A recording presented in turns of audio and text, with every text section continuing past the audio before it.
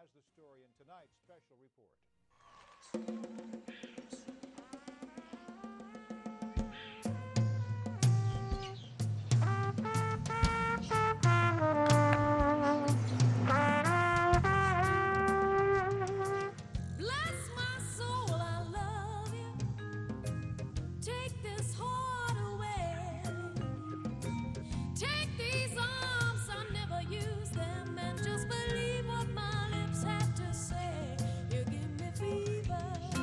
It's nighttime in the nation's capital.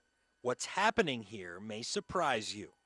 Trafficking happens in almost every city and major town in the United States. It's there.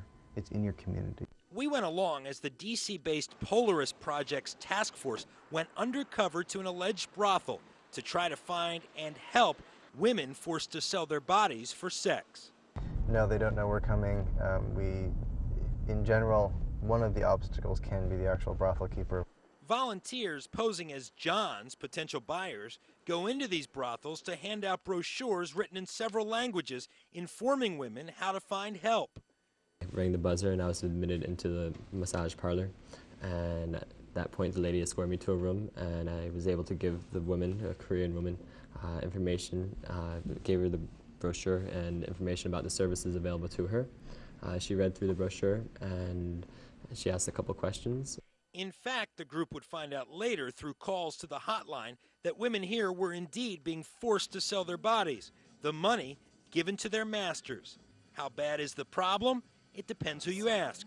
The government estimates 20,000 foreign nationals have been trafficked into the U.S. as sex slaves, and that's just in 2003. Watchdog groups say an unknown number of U.S. citizens, including children, are also being sexually exploited right here at home. The government has focused primarily on foreign nationals as victims and has not reached out and helped U.S. citizens who are trafficked as much. One reason it appears is that sometimes it's hard for investigators to differentiate between prostitutes and sex slaves, and frequently officers who bust these places don't know what they found. They may do the bust, but they may think that the person is simply an illegal immigrant and are immediately deported, and there goes the evidence, there goes the testimony. In fact, we've learned the Department of Justice has only prosecuted one case involving a U.S. citizen being trafficked. I'm John Lieberman for News Central. On the crowded streets of Baghdad, one of the most popular vendors is the one who sometimes snarls traffic, the guy selling newspapers. Here's why that's remarkable. No, he was not able to sell them before. Restricted for years to just a handful of choices under Saddam Hussein, now more than 100 newspapers are for sale. Before they couldn't write anything concerning the internal issues, you know. Now it's free for the guys to sell and the people to buy. Just how thirsty for news are Iraqis? Take a look at this. Most people don't flock to military Humvees. That should tell you something. These Iraqis are jumping at the chance to read a newspaper written in English and Arabic put out by the military. A psychological ops unit puts the paper together and calls it Baghdad Now. 750,000 copies are given out each week. The goal? To try and present a factual account from the coalition point of view of what's happening here. It's become the 9th most popular newspaper in Iraq, which is pretty good for a bi-weekly, when the most popular is a daily. And it's the most widely distributed newspaper in the Middle East. And that, to me, that's incredible. This is incredible too. These things used to be illegal under Saddam. Now there are satellite dishes for sale on every street corner. It's available, anything they need is available, cheap one, expensive one. Satellite dish sales have skyrocketed in Iraq over the past 8 months. As little as $120 will get you a dish.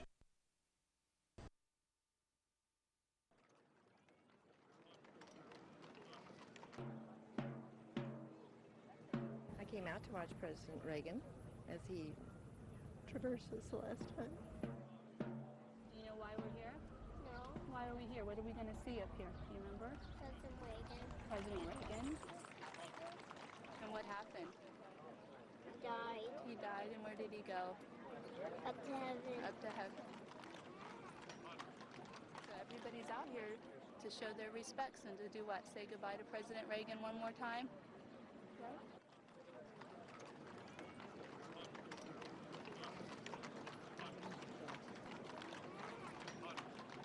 For someone who is genuine and real.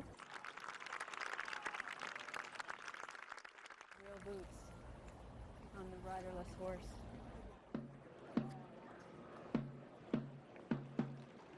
He has suffered a lot. Finally, he can rest.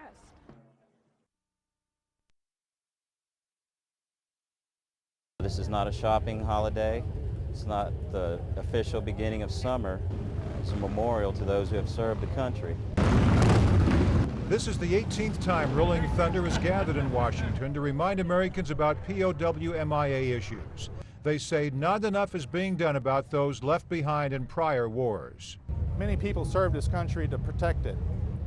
And we want to make sure that we do everything we can to protect them should they become prisoners of war missing in action. But Rolling Thunder isn't just dedicated to soldiers missing from previous battles. The group invited the family of the only U.S. soldier listed as missing and captured in Iraq. Keith and Carolyn Maupin say attending the rally was something they thought they needed to do to thank everyone for their support. I think our troops are doing all that they can and maybe all that they're allowed to do to find Matt. And we're just hoping that that's a lot, and we appreciate what they do. We really do. But when it comes to the government, the Maupins don't necessarily share the same view. He isn't back, is he? They communicate what they know, I think, but they really don't know anything because they haven't found out anything about where Matt is. The Maupins say they won't be satisfied until Matt comes home, and Keith Maupin says that's when he'll shave his beard. And they're not the only ones dissatisfied with the government. Several Rolling Thunder members had some beef with the government over veterans' benefits. Most people don't realize that veterans' benefits keep getting cut every year. Okay, right now the current director of the Veterans Administration wants to cut another $2 billion from the veterans budget. You know, staff down 3,000 doctors and nurses.